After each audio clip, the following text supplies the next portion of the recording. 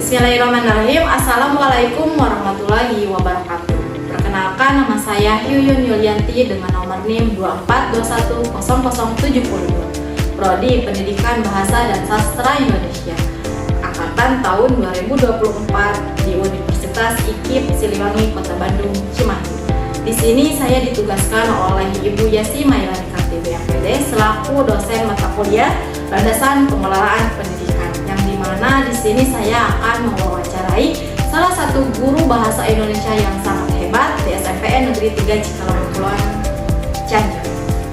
Baik, di sini saya sedang berada bersama Ibu Lilis Hayati Samsu, guru bahasa Indonesia di SMPN 3 Cikalong Kepulauan yang sangat luar biasa. Di sini saya izin bertanya kepada Ibu.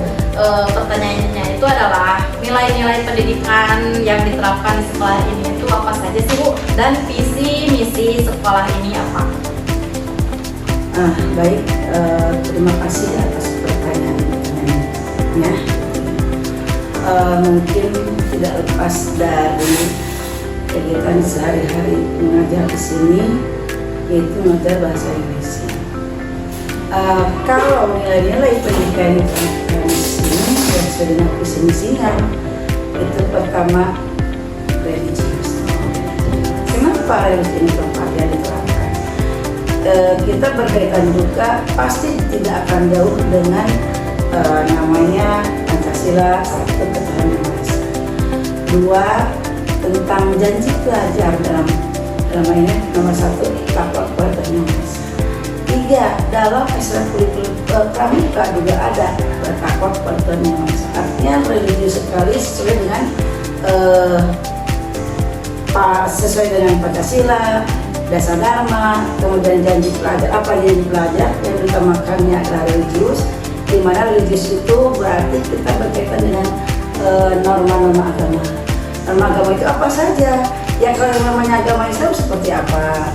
Kalau yang mudah-mudahan kita tidak ada agama yang lain. Jadi kita saling menghormati kepada teman-teman kalau bertemu bersama dengan sesama. Kemudian melaksanakan pembiasaan di sekolah sholat duha. Kemudian melaksanakan lagi tadi religius itu adalah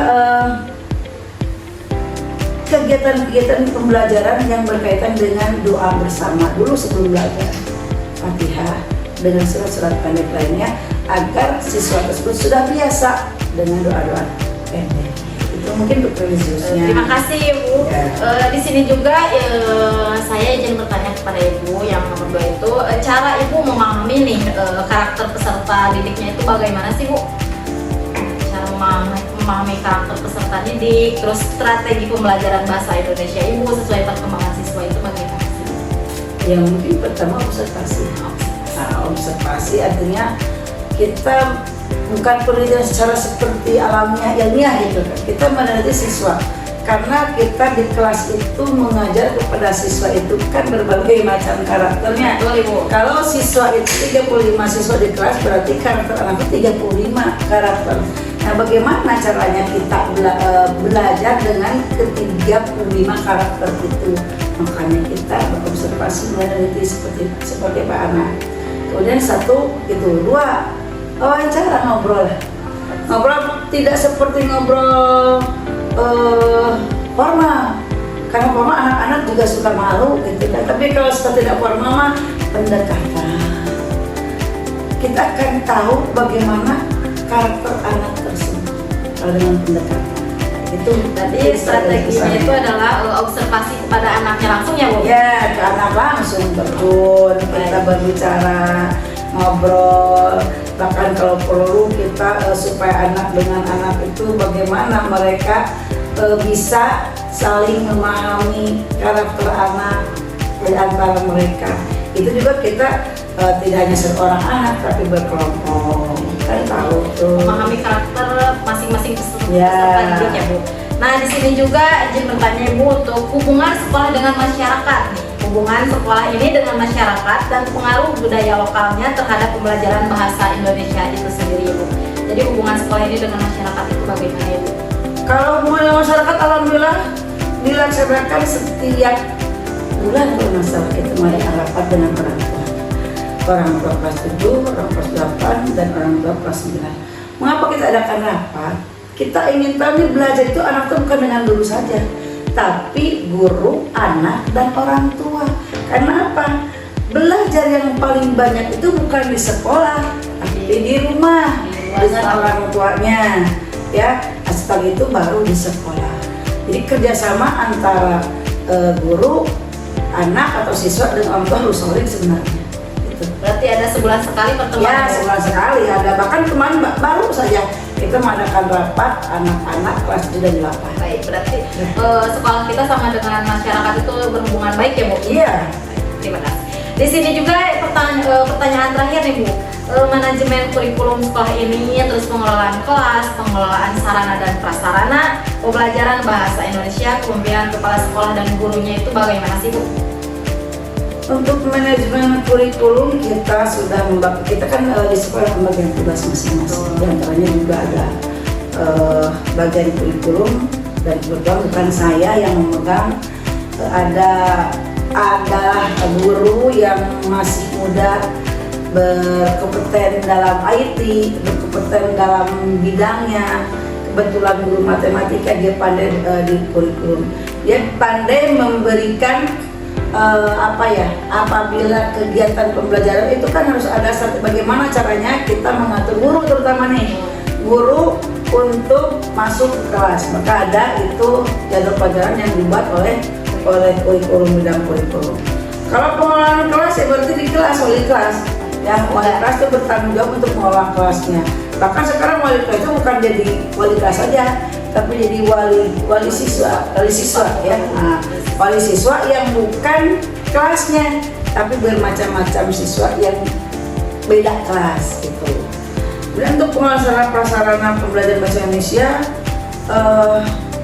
untuk buku-buku ada di perpustakaan ya. Jadi anak kalau dalam hal kegiatan pembelajaran mengambil buku untuk dipakai di kelas, atau misalnya sebenarnya kalaupun anak misalnya ingin membaca, ada masuk ke perpustakaan, bahkan di luar perpustakaan mereka bisa baca.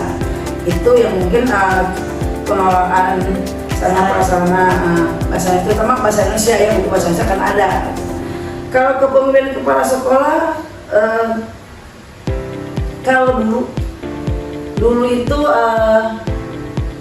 banyak kebijakan-kebijakan yang memang mungkin yang diarahkannya ke guru dan anak atau udah peserta didik, yang memang mungkin bijaksana untuk guru, bijaksana juga untuk anak, sehingga akhirnya pada saat sekarang ini pergantian itu anak-anak mengatakan ternyata ditinggalkan itu sakitnya. Mengenal kepala sekolah yang dulu mungkin mereka dekat karena sering berkomunikasi, bercengkrama, bahkan kebersihan pun bersama-sama. Tidak mengenal bahwa dia kepala sekolah, tapi tetap bersama dengan anak-anak berbaur. Sehingga menurut saya kepemimpinan ini bagus lah, ya bagus. Tidak terlepas dari itu, indah kepemimpinan yang sekarang mungkin lebih tegas lagi ya, lebih tegas. Jadi intinya untuk kepala sekolah untuk hari ini dan seterusnya berarti baru ya Bu? Jadi baru. Mudah-mudahan kepemimpinan sekarang juga bisa membawa perubahan yang baik, baik untuk guru juga untuk siswa atau peserta didik. Untuk guru yang mungkin aturan-aturan yang memang baku ada dilaksanakan, contohnya misalkan seperti seragam, kompak, gitu. Alhamdulillah ternyata kompak. Dan anak-anak pun sekarang alhamdulillah karena ada kepemimpinan yang bagus, tegas, jadi seragam sekarang sudah hampir semuanya ya. 1-2 yang tidak punya topi itu bukan punya karena ketersediaan di koperasinya itu habis, belum membuat kembali atau katakanlah kalau membuat belum diambil gitu ya, karena mungkin makan waktu yang lainnya, karena bikinnya juga banyak gitu kan, tidak sedikit, nah, sehingga yang sedikit itu bisa ditolerir lah kalau tidak pakai. Dari semua pertanyaan ini jadi intinya sekolah ini itu sudah cukup baik, sangat baik. Bahkan akreditasinya A. Baik, alhamdulillah. Semangat SMP Negeri 3 Cikalongbolan. Jadi terima kasih untuk hari ini Ibu, mohon maaf mengganggu Sama-sama. Ini adalah guru bahasa Indonesia dari SMPN 3 Cikalongbolan Cianjur. Terima kasih yang sudah menonton. Wassalamualaikum warahmatullahi wabarakatuh. Dadah. Assalamualaikum.